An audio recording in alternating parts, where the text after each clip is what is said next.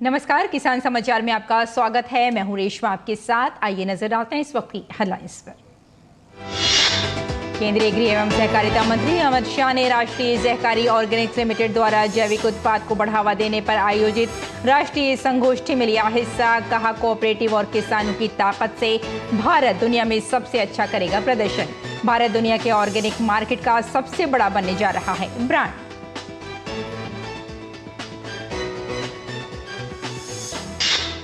केंद्र सरकार ने अरहर और उड़द दाल पर लागू स्टॉक लिमिट में बदलाव करते हुए इन दोनों दालों पर मौजूदा स्टॉक लिमिट को बढ़ाया।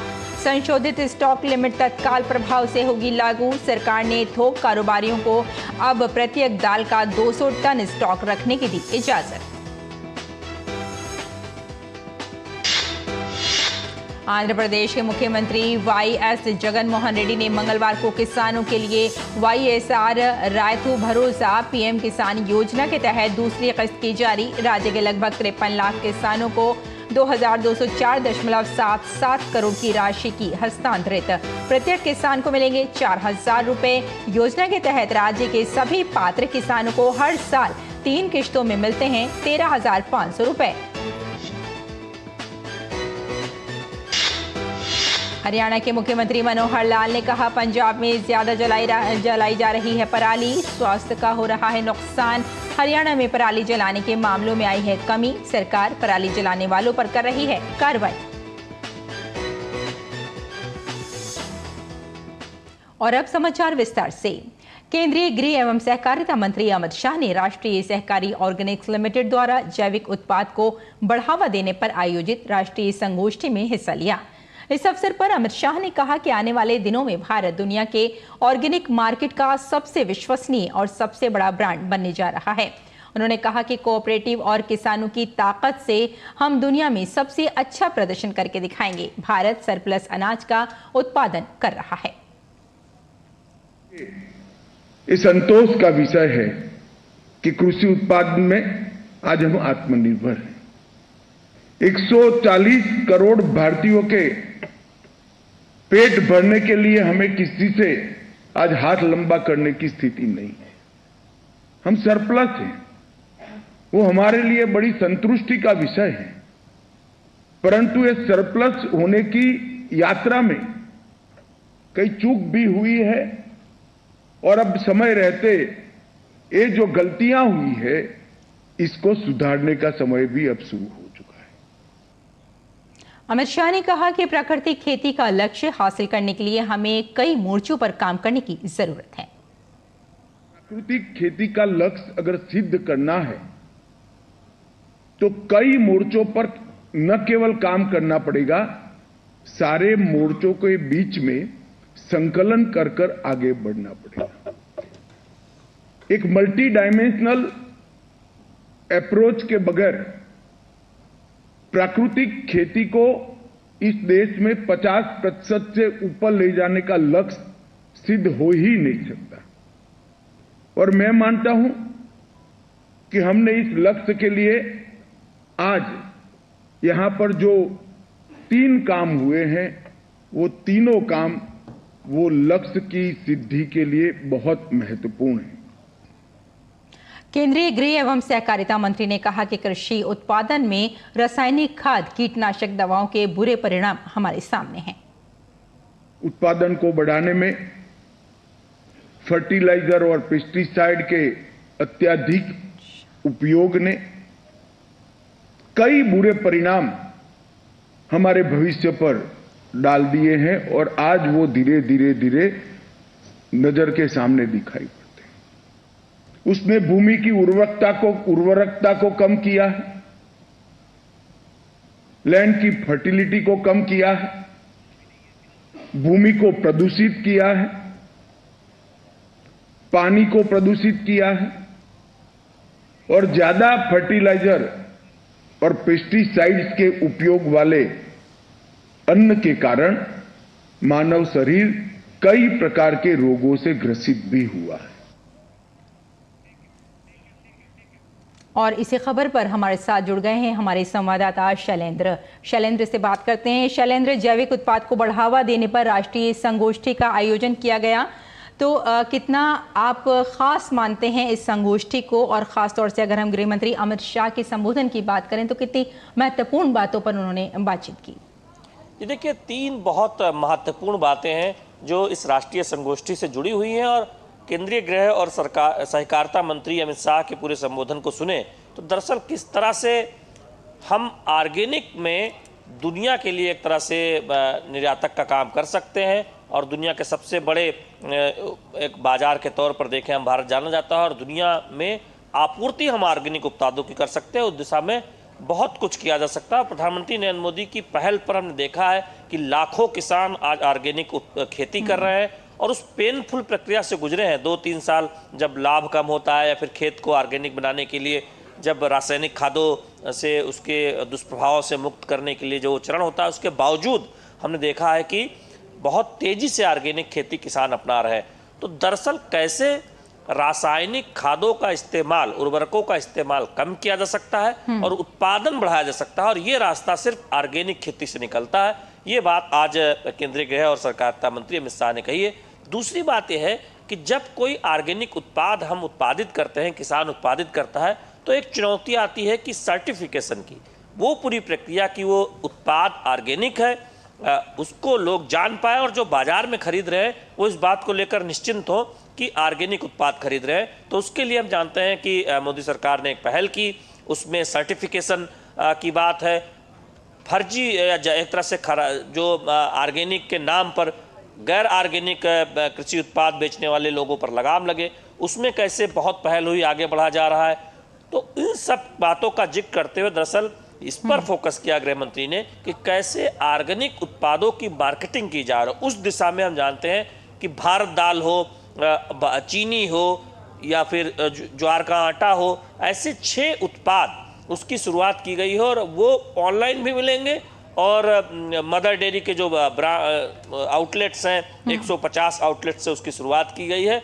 और आने वाले समय में हम देखेंगे कि 2023 के अंत तक 20 ऐसे उत्पाद ये कहा जा रहा है कि उपलब्ध होंगे इस ब्रांड के तहत। तो आप समझ लीजिए कि ऑर्गेनिक उत्पादों की आपूर्ति श्रृंखला कैसे शुरू होने जा रही है, कैसे वो दुकानों पर उपलब्ध होंगे, और ये जब दुकानों पर मिलेंगे, लोग उसे खरीदेंगे, तो हम जानते हैं कि उसकी मांग बढ़ेगी और इसका फायदा किसानों को होगा। चूंकि ये थोड़े से सामान्य कृषि उत्पाद के से तुलना करें तो महंगे होते हैं, तो इसका फायदा किसानों को कैसे सुनिश्चित हो, ये गृह मंत्री अमित शाह ने कहा। बिल्कुल शैलेंद्र, गृह मंत्री ने बहुत महत्वपूर्ण बातों पर जोर दिया और ये भी बताया कि भारत दुनिया के ऑर्गेनिक मार्केट का सबसे बड़ा ब्रांड बनने जा रहा है। फिलहाल इस जानकारी के लिए बहुत बहुत शुक्रिया, और बुलेटिन की तरफ लौटते हैं, कुछ और खबरों पर नजर डाल लेते हैं। केंद्र सरकार ने अरहर और उड़द दाल पर लागू स्टॉक लिमिट में बदलाव करते हुए इन दोनों दालों पर मौजूदा स्टॉक लिमिट को बढ़ा दिया है। संशोधित स्टॉक लिमिट तत्काल प्रभाव से लागू होगी। सरकार ने थोक कारोबारियों को अब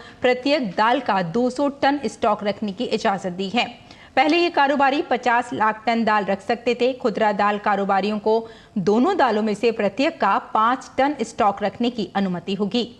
इसमें कोई बदलाव नहीं किया गया। बिग चेन रिटेलर प्रत्येक खुदरा आउटलेट पर इनका 5-5 टन स्टॉक रख सकते हैं, जबकि डिपो या वेयर हाउस में दाल रखने की लिमिट 200 टन होगी। पहले डिपो पर दाल रखने की लिमिट 50 टन थी।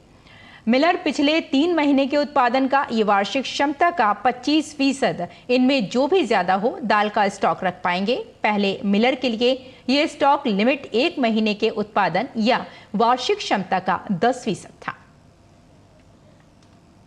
आंध्र प्रदेश के मुख्यमंत्री वाईएस जगनमोहन रेड्डी ने मंगलवार को श्री सत्य साई जिले के पुट्टुपर्थी में राज्य के लगभग 53 लाख किसानों के लिए लगातार 5वें वर्ष वाईएसआर रायथू भरोसा पीएम किसान योजना के तहत दूसरी किस्त के रूप में 2204.77 करोड़ की राशि हस्तांतरित की। इस योजना के तहत इस बार प्रत्येक किसान को 4000 रुपए मिलेंगे। योजना के तहत राज्य के सभी पात्र किसानों को हर साल 3 किस्तों में 13,500 रुपए मिलते हैं। इस वर्ष पहली किस्त के हिस्से के रूप में मई में 7,500 रुपए खरीफ बुआई सीजन के समय वितरित किए गए थे। दूसरी किस्त खरीफ फसलों की कटाई के समय आती है, जबकि 2,000 रुपए की तीसरी किस्त जनवरी या फरवरी में रबी फसलों की कटाई के समय आएगी। योजना के तहत भूमिहीन या SC एसटी, बीसी, अल्पसंख्यक समुदायों सहित सभी किसानों को अब तक 65,000 रुपए प्राप्त हुए हैं, जिसमें 7 नवंबर को 4,000 रुपए का हस्तांतरण भी शामिल है। सरकार ने इस योजना के तहत पिछले 4 वर्षों में किसानों को अब तक 33,209.81 करोड़ रुपए वितरित किए हैं। और हरियाणा के मुख्यमंत्री मनोहर लाल का बयान आया है। उन्होंने कहा कि पंजाब में पराली काफी चल रही है, जिससे नुकसान हो रहा है। उन्होंने कहा कि हमने हरियाणा में इसको लेकर बहुत कुछ नियंत्रित किया है। ये दुर्भाग्यपूर्ण है कि कुछ लोग इस पर राजनीति करते हैं। बहुत कुछ कंट्रोल कर लिया है, जो है वो भी हम ठीक करेंगे, लेकिन पंजाब में और ज़्यादा हो रहा है उसका, वो नहीं होना चाहिए। लेकिन दूषित हवा की कुछ सीमाएं तो है नहीं। जो पंजाब में पराली जलती है, लॉस तो उसका जनता को, हरियाणा की जनता को भी हो रहा है, दिल्ली को भी होता है, सब होता है। लेकिन हम सब मिलकर के उस समस्या का समाधान करें और पराली जलाने वाले जो किसान हैं वो न जलाएं, उनको सुविधाएं, उनको सब्सिडी, उनको इम्प्लीमेंट्स ये सब उपलब्ध कराएं, ताकि, और आज पराली एक कमर्शियल चीज़ बन चुकी है, उसकी कीमत मिलती है, उसका उपयोग हो रहा है, तो इस ओर सबको बढ़ना चाहिए। मैं तो अपील करता हूँ, चाहे वो हमारे अरविंद केजरीवाल हो, चाहे भगवंत मान हो, हमारी आवश्यकता, किसी प्रकार की सहायता की आवश्यकता हो तो हम हमेशा देने के लिए तैयार हैं। एक ये कोई पॉलिटिकल इशू नहीं है, ये एक हवा को शुद्ध रखना हमारे सबके स्वास्थ्य के नाते से भी ठीक है। और पराली जलाने की समस्या से निपटने के लिए केंद्र सरकार लगातार प्रयास कर रही है। केंद्रीय पेट्रोलियम और प्राकृतिक गैस मंत्री हरदीप सिंह पुरी ने बर्लिन में जर्मन बायोगैस एसोसिएशन के सीईओ डॉक्टर क्लॉडियस दा कोस्टा गोमेज से मुलाकात की। हरदीप सिंह पुरी ने कहा कि पंजाब में पराली जलाने की समस्या बहुत ज्यादा है, इसलिए डॉक्टर क्लॉडियस दा कोस्टा गोमेज से मुलाकात के दौरान पराली जलाने का समाधान खोजने की कोशिश की, जो पराली जलाने से लोगों को राहत देगा और पराली को लाभदायक उपयोग के लिए भी लाएगा। उन्होंने कहा कि पराली का उपयोग बायोगैस उत्पादन के लिए किया जा सकता है। ये एक ऐसी प्रक्रिया है जिसमें जर्मनी दुनिया में सबसे आगे है। हरदीप सिंह पुरी ने कहा कि ये प्रधानमंत्री नरेंद्र मोदी के दूरदर्शी नेतृत्व में ऊर्जा के स्वच्छ स्रोतों के लिए भारत की खोज को गति देगा और किसानों के लिए आय का एक अतिरिक्त स्रोत पैदा करेगा। उन्होंने आंकड़े बताते हुए कहा कि हर साल भारत में करीब 352 MT पराली पैदा होती है। इसमें से 22% गेहूं की फसल से और 34% धान की फसल से पैदा होती है। इस पराली का लगभग 84 मीट्रिक टन यानी 23.86% हर साल खेतों में तुरंत जला दिया जाता है। बायोगैस के लिए पराली का उपयोग करना एक जीत होगी।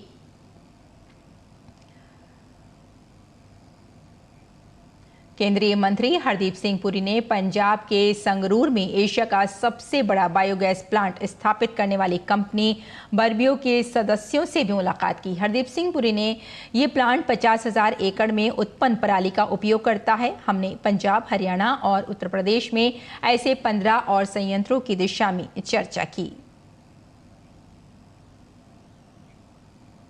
केंद्रीय मंत्री हरदीप सिंह पुरी ने बर्लिन में जर्मनी के जलवायु कार्य मंत्रालय के संघीय मंत्री रॉबर्ट हैबिक से मुलाकात की। बैठक में भारत और जर्मनी के बीच कंप्रेस्ड बायोगैस और ग्रीन हाइड्रोजन के क्षेत्रों में मौजूदा सहयोग का विस्तार से चर्चा हुई। इसके साथ ही मजबूत आर्थिक और वाणिज्यिक संबंधों को और बढ़ाने के तरीकों पर चर्चा की गई। केंद्रीय प्रदूषण नियंत्रण बोर्ड के अनुसार दिल्ली की वायु गुणवत्ता लगातार गंभीर श्रेणी में बनी हुई है। एनसीआर में भी जहरीली हवा में लोग सांस लेने पर मजबूर हैं। केंद्रीय पर्यावरण, वन और जलवायु परिवर्तन राज्य मंत्री अश्विनी चौबे ने कल दिल्ली एनसीआर में वायु प्रदूषण की स्थिति पर समीक्षा बैठक की और हालात की जानकारी ली।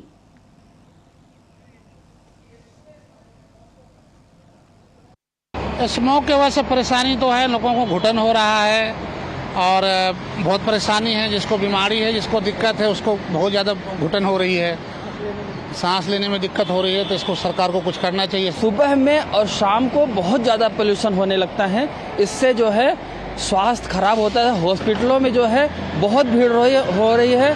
इससे जो है पब्लिक को बहुत परेशानी हो रही है। और दिल्ली में सरकार को इससे कुछ बड़ा निर्णय लेना चाहिए और सरकार इसमें विफल हो रही है। ट्रैवल करते हुए हमें यहाँ पे बहुत प्रॉब्लम हो रही है। पॉल्यूशन की वजह से बहुत आंखों में जलन रहती है, सांस लेने में दिक्कत होती है। और आइए अब जानते हैं मंडी भाव।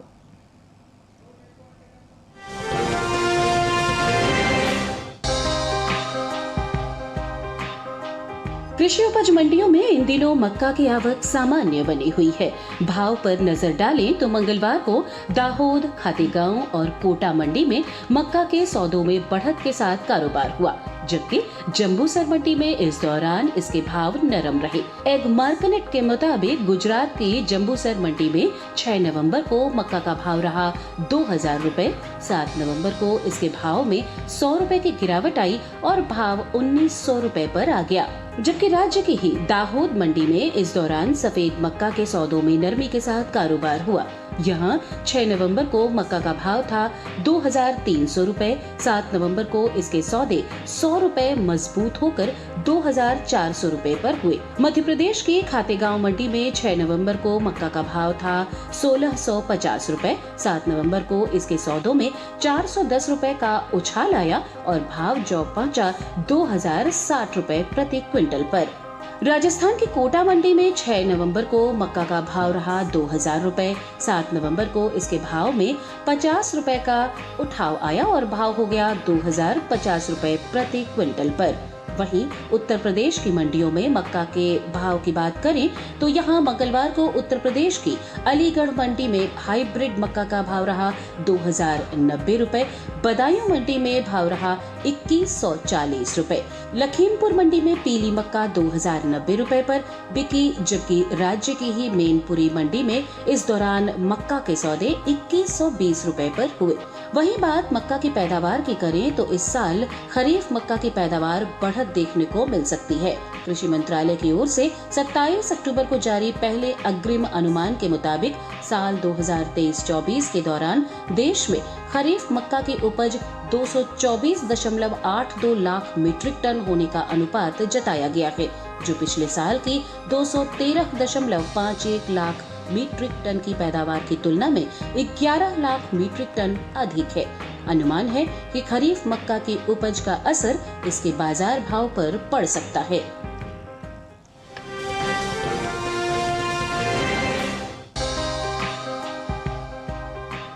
मंगलवार को ज्यादातर कृषि उपज मंडियों में सरसों के सौदों में मिला जुला रुख देखने को मिला। काला पीपल, लालसोट और अलीगढ़ मंडी में सरसों के सौदों में नरमी के साथ कारोबार हुआ। वहीं राजकोट मंडी में इसके सौदे बिना किसी फेरबदल के साथ हुए। आवक की बात करें तो इन दिनों सरसों की आवक ज्यादातर कृषि उपज मंडियों में सामान्य बनी हुई है।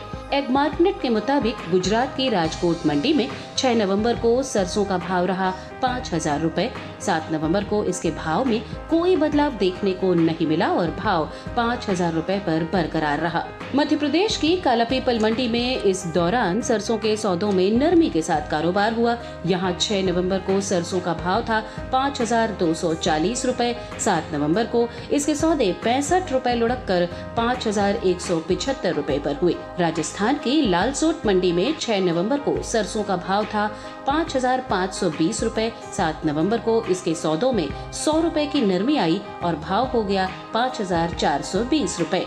उत्तर प्रदेश की अलीगढ़ मंडी में 6 नवंबर को सरसों का भाव रहा 5460 रुपए। 7 नवंबर को इसके भाव में 10 रुपए की गिरावट आई और भाव 5450 रुपए पर आ गया।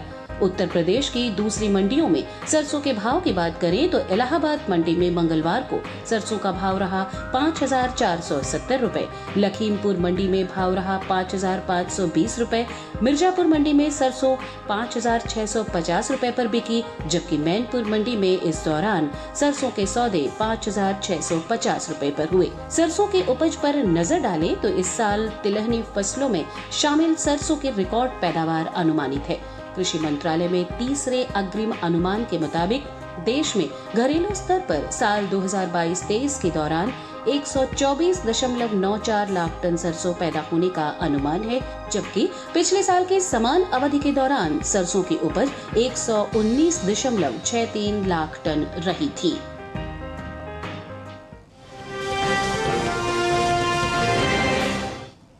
और किसान इस मौसम में कैसे रखें अपनी खेती का ख्याल, आइए जान लेते हैं।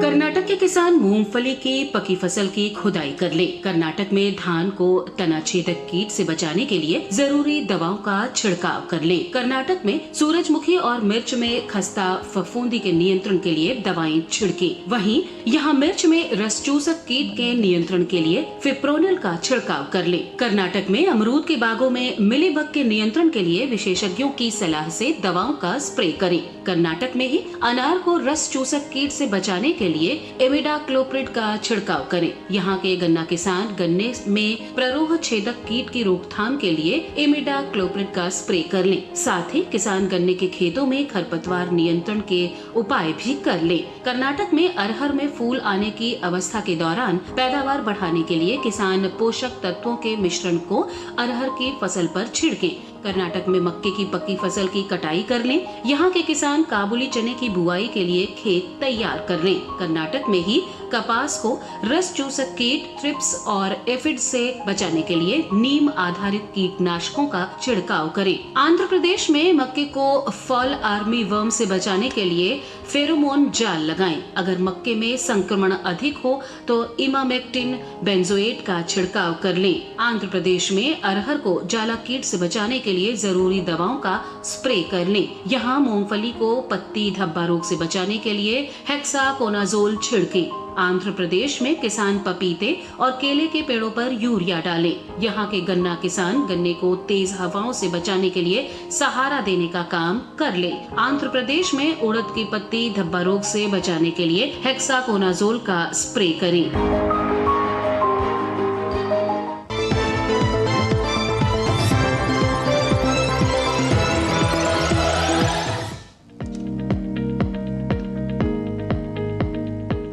धनिये की खेती के लिए दोमट मिट्टी सबसे अच्छी मानी जाती है। इसे अच्छे जीवांश युक्त भारी भूमि में भी उगाया जा सकता है। खेत में जल निकासी का उचित इंतजाम जरूरी है। बोने से पहले खेत को अच्छी तरह जोत ले और मिट्टी को भुरभुरा बना ले। साथ ही मिट्टी को समतल कर ले। आखिरी जुताई में 100 से 120 क्विंटल प्रति हेक्टेयर की दर से गोबर की खाद मिला दे। बीज की मात्रा बुआई और सिंचाई की दशा पर निर्भर करती है। सिंचित दशा में 12 से 15 किलो बीज प्रति हेक्टेयर डालें, जबकि असिंचित दशा में इतनी ही जमीन के लिए 25 से 30 किलो बीज की जरूरत होगी। बोने से पहले बीज को उपचारित जरूर कर लें। साथ ही बुआई से पहले बीज को 12 घंटे पानी में भिगो कर रखें। कतार से कतार की दूरी 20 से 30 सेंटीमीटर जबकि गहराई 2 से 2.5 सेंटीमीटर रखें। पूरी फसल में 4-5 सिंचाई की जरूरत होती है। पहली सिंचाई बुआई के 30 से 35 दिन बाद, दूसरी 60 से 70 दिन बाद, तीसरी 80 से 90 दिनों के बाद और चौथी 100 से 105 दिन बाद करें। पहली सिंचाई के बाद निराई गुड़ाई करके खरपतवार निकाल दें। 1 माह बाद फिर से निराई गुड़ाई करें। खरपतवार की रोकथाम के लिए विशेषज्ञों की सलाह पर उचित दवाओं का छिड़काव करें। धनिये में उकठा रोग चुर्निल आसिता रोग हो सकता है। इसे ग्रामीण भाषा में दहिया भी कहा जाता है। रोकथाम के लिए रोग अवरोधी प्रजातियां बोकर भी बीमारियों से बचा जा सकता है। फसल चक्र अपनाना भी बेहतर रहता है, लेकिन किसान इस बात का ध्यान रखे कि फसल में किसी भी तरह की दवा का छिड़काव करने से पहले कृषि विशेषज्ञों की सलाह जरूर ले। पूरी फसल होने पर पत्तियों की तुड़ाई सावधानी से करें। ध्यान रहे तोड़ते समय पत्तियां बर्बाद ना होने पाए। 1 हेक्टेयर जमीन से 125 से 140 क्विंटल तक हरी पत्तियां ली जा सकती है।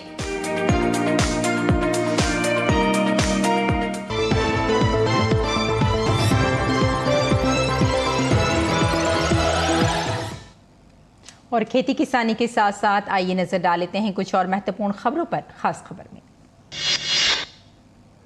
मध्य प्रदेश में विधानसभा चुनाव का प्रचार जोर पकड़ता जा रहा है। यहां 17 नवंबर को एक ही चरण में सभी 230 विधानसभा सीट पर मतदान होंगे। यहां दिल्ली में भी दिग्गज नेता और स्टार प्रचारक आकर मध्य प्रदेश में प्रचार के मोर्चे पर डटे हैं।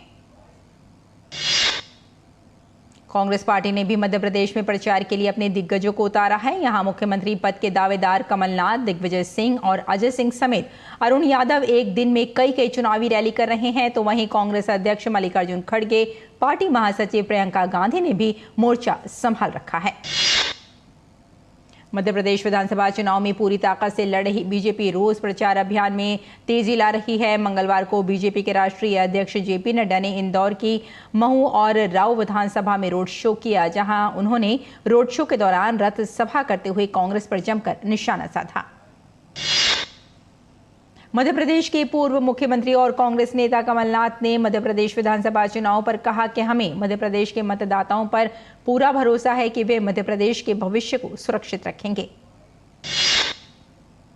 बीजेपी ने राजस्थान में महाजनसंपर्क अभियान की शुरुआत की है। जनसंपर्क अभियान बुधवार से 3 दिन तक यानी 10 नवंबर तक चलेगा। इस अभियान में बीजेपी के प्रदेश पदाधिकारियों समेत कई केंद्रीय मंत्रियों ने जिम्मेदारी संभाली है। राजस्थान के मुख्यमंत्री अशोक गहलोत ने कहा कि कांग्रेस राज्य की जनता के लिए घोषित 7 गारंटी पर चुनाव लड़ रही है। गहलोत ने कहा कि उनकी पार्टी ने राजस्थान की जनता से 7 अहम गारंटी का वादा किया गया है और जब कांग्रेस की सरकार बनेगी तो गारंटी शिविर लगाए जाएंगे। छत्तीसगढ़ के बीजापुर जिले में पुलिस के साथ जबरदस्त मुठभेड़ में 2 नक्सली ढेर हो गए। बीजापुर पुलिस ने नक्सलियों के मारे जाने की पुष्टि की है। पुलिस के मुताबिक नक्सली पुलिस जवानों को एम्बुश में फंसाने की फिराक में थे। राजस्थान में कानून व्यवस्था एक बार फिर तार-तार हुई है। जयपुर के मानसरोवर पुलिस थाना क्षेत्र में Jaipur engineering college and research centre university की बस पर हमला किया गया। केंद्रीय मंत्री गजेंद्र सिंह शेखावत ने वीडियो शेयर करते हुए कांग्रेस सरकार पर हमला बोला है। महिलाओं पर विधानसभा में दिए अपने अजीबोगरीब बयान पर बिहार के मुख्यमंत्री नीतीश कुमार कुछ इस तरह चौतरफा घिर गए कि आज उन्हें मीडिया के सामने आकर आखिरकार माफी मांगनी पड़ी। नीतीश कुमार के आपत्तिजनक बयान पर राष्ट्रीय महिला आयोग ने कहा कि नीतीश अपने बयान पर माफी मांगे। केंद्रीय गृह राज्य मंत्री और भाजपा नेता नित्यानंद राय ने कहा कि नीतीश कुमार का बयान बहुत आपत्तिजनक है। नीतीश कुमार ने जिस प्रकार से महिलाओं को लेकर बयान दिया है ये अमर्यादित है, इसकी जितनी निंदा की जाए वे कम है। मानव तस्करी मामले में राष्ट्रीय जांच एजेंसी ने बड़ी कार्रवाई की है। ये छापेमारी त्रिपुरा, असम, पश्चिम बंगाल, कर्नाटक, तमिलनाडु, तेलंगाना, हरियाणा, पुडुचेरी और राजस्थान समेत केंद्र शासित प्रदेश जम्मू कश्मीर में हुई है। कर्नाटक में पांडापुरा जिले के पास नहर में एक कार गिरने से कम 5 लोगों की मौत हो गई। कार में सवार लोग मैसूर में एक कार्यक्रम में शामिल होने गए थे। शवों को पोस्टमार्टम के लिए भेज दिया गया है। तो किसान समाचार में फिलहाल इतना ही। अनुमति दें। नमस्कार।